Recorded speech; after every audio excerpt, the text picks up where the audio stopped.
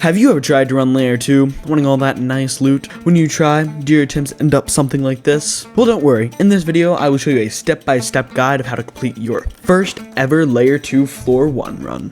Alrighty guys, thanks for tuning in. Hope you're having a good day, night, or whatever time it is you're watching. Make sure to stick around to the end of this video to learn all the techs you need to kill Chaser for your first time. As we enter layer 2, floor 1, we are greeted by the Eternal Gale, a land with constant blowing winds and traps and treacheries around every corner. There are two treacheries in specific that we will have to avoid throughout the entire run: the wind of the gale and the parasites. The wind will be pushing at random points throughout your run, and when it simply pushes you, all you have to do is hold W and face the direction it pushes you. The parasites, however, are a little bit more sneaky, and they will slowly build up on you by either getting blown by wind, as they are apparently carried in the wind, or if you step in parasite pits, they will build up. If you have the survivalist boon, you can handle more parasites being on you, like 9 to 12 parasites, as opposed to the normal like 6 to 8 parasites. You get rid of your parasites by going to lamps. There are lamps throughout the map, but usually in general spots you'll go to, like the Galewax room, the Ignition Union, or before you enter the Fur-Fired caverns. So all pretty simple spots, and once you understand those mechanics, you are ready to begin your run. Heading on now to the beginning of our run, we must first be able to spawn Chaser before we can fight him. To do that, we need to do 3 things. But each of those 3 steps have many sub-steps to them. First, we have to put the key in the first door. In order to do that, you simply go around back, as I do here, grab the key, this little glowing white orb, and put it in the door. Make sure to avoid this tent, as it does have carbuncles in it. Next, you must go kill Bonekeeper. Bonekeeper is really not that complicated, but you do have to kill him every run in order to activate the generator. You'll follow the path I do here, and then you will avoid this little area like with cliffs, because you can either get hit by the spikes and fall into parasite pit, or many things can happen. Just avoid it. You can go around the outside, or you can just go quickly through the middle. Now on to fighting Bonekeeper himself. Bonekeeper himself is a semi-difficult fight, especially if it's your first time doing it. He has 5 attacks. He has a stomp attack, he has a dash attack, he has a throwing attack, he has a large grab attack, and he has a triple hit attack. The stomp attack can be avoided usually by just jumping. The dash attack can be avoided by either a dodge out of the way or a well-timed parry. I recommend dodging to begin with and slowly incorporating parrying into your fights as you get more comfortable. His throw attack, he will pick up a like javelin bone spear from the floor and throw it at you. Again, same with the dash. I would start out by dodging this and slowly work up to parrying it. For the big grab attack, you have to dodge it no matter what. So I would recommend doing that, being very cautious of it, because it does deal a lot of damage. And then for the triple stab attack, as I like to call it, you just parry 3 times. I wouldn't recommend dodging it unless you have Ghost, but you parry 3 times, and sometimes he does this jump at the end of it, and all you have to do is just dodge. A quick tip to fight Bonekeeper better, especially for your first times: don't use attacks that make you stay in place, like that have long wind-up animations or will stick you in place for a while, because that can be an easy way that you can get caught by attacks like the big grab that will make you take a lot of damage. Instead, I would only recommend using attacks that make you stay in place when he is guard broken. Otherwise, don't use those attacks, just stick to M1s and quick mantras. After defeating the Bonekeeper, which may take you a few attempts, don't worry, it took me a few attempts. Once you defeat him, you simply have to go through the bridge here to the other side, up this wall, and turn on the generator.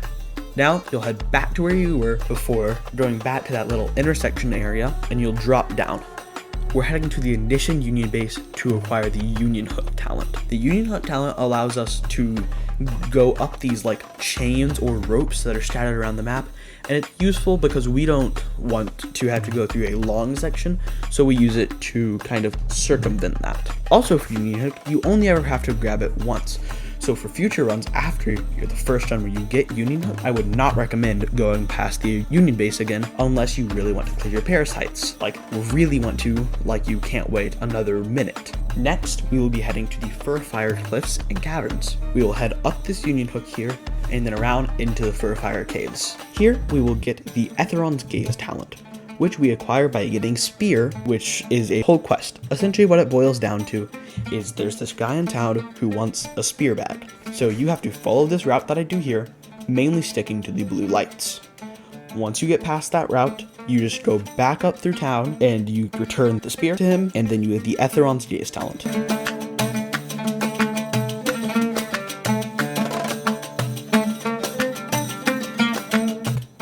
Just jump down, spear, jump up.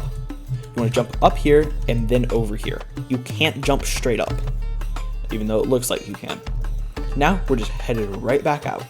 So we're going to try to take our exact route back, but there is a part that we can't do. That part where we fell down, the ceiling or the floor that we fell through regenerates, so we can't take that. So this is where we came from, but we can't take it back up because it regenerated.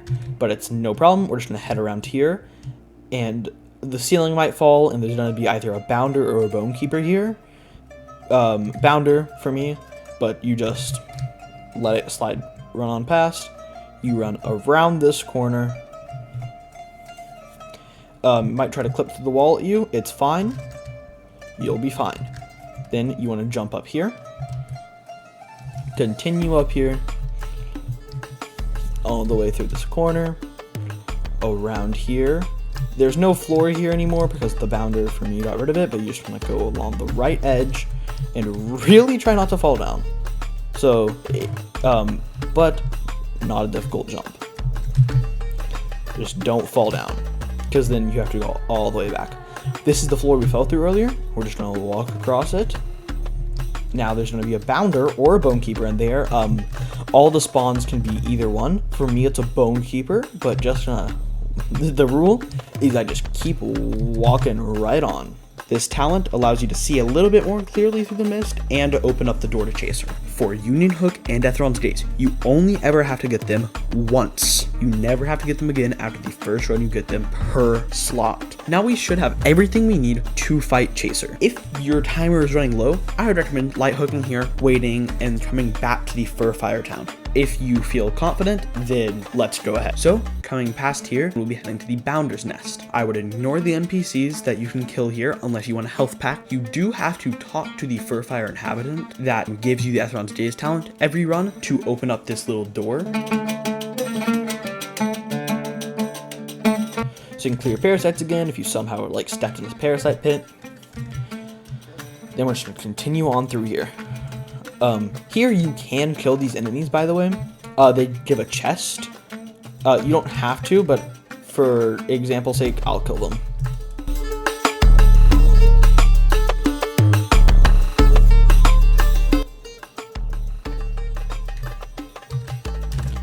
So, like I said, you can get loot. I didn't get anything particularly good. But the nice thing about that is that it gives you a health pack if you were low, if you got hit by like bounders there, or spikes fell on you. Now we want to jump across that little gap instead of heading back down, and this doorway over here should be open.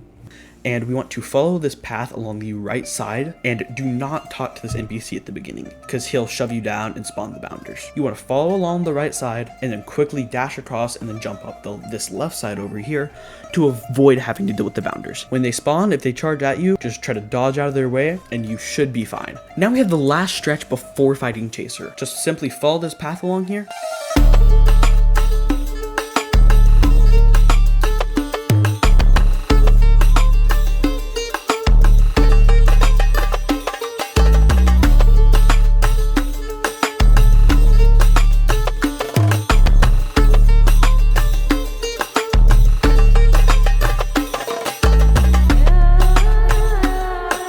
If you feel confident, you can kill this Bonekeeper right here in the last room before Chaser in order to get a chest or a health pack, but only if you feel confident. Otherwise, just walk on past and then Warrior's Respite before the Chaser fight. This is it, the moment you have been waiting for, the fight with Chaser, Scholar of the Crimson Contract. Chaser has 3 phases, and in each of his phases, he pretty much has the same attacks. So, his phases are broken up into the pre-ceiling drop phase, the ceiling drop phase, and the suicide phase, as I like to call it. So, the pre-ceiling drop phase, the room will be dark, and he will have access to his full arsenal of attacks. the post-ceiling drop phase, the room will be much lighter and he will only be able to use all of his attacks but one. And the suicide phase, he will be dealing constant damage to you and use 2 random attacks. So, Chaser's attacks, he has 5 attacks, which sounds simple, but it can get chaotic, especially if you're doing it with other people. He has this 3 orb attack, just parry, parry, parry. He has the single orb attack. You have to dodge that one. That attack is bugged as of the recording of this video, but if you dodge it, it shouldn't affect you.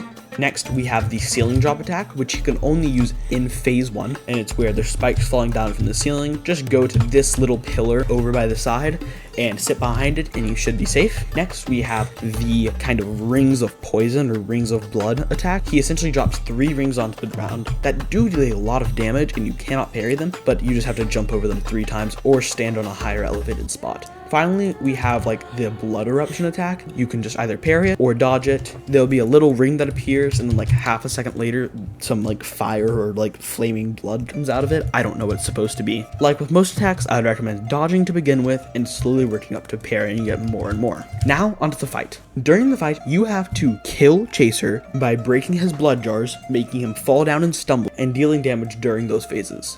He cannot take damage when he is not downed. So you have to be dodging his attacks while traversing the arena to break these jars, which is why I would sincerely recommend getting someone to assist you for your first ever Chaser run. And if you need someone to help you out with that, join the Discord, link down in the description. So during the fight, parry his attacks, dodge his attacks, break the jars, and during the damage phases, I would recommend for your first run, walking up, spitting, and then hitting him, and then when he pushes you back, ragdoll cancel by clicking right click on your mouse, and then just go to the safe spot behind one of those pillars. And after a while, you should make it to the ceiling fall down. That is where the ring gets really bright and he can no longer use his ceiling or his spike attack. That means you have entered the second phase.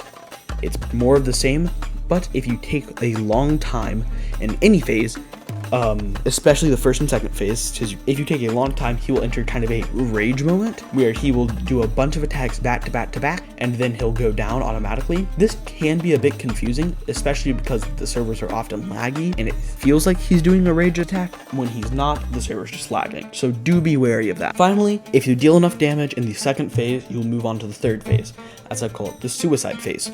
You want to stand on this rock right here. You want to stand in the middle of it, jump over these waves, and wait a while, and then whatever attack comes out next, you want to either parry, dodge, do whatever, and hopefully you should have beaten Chaser.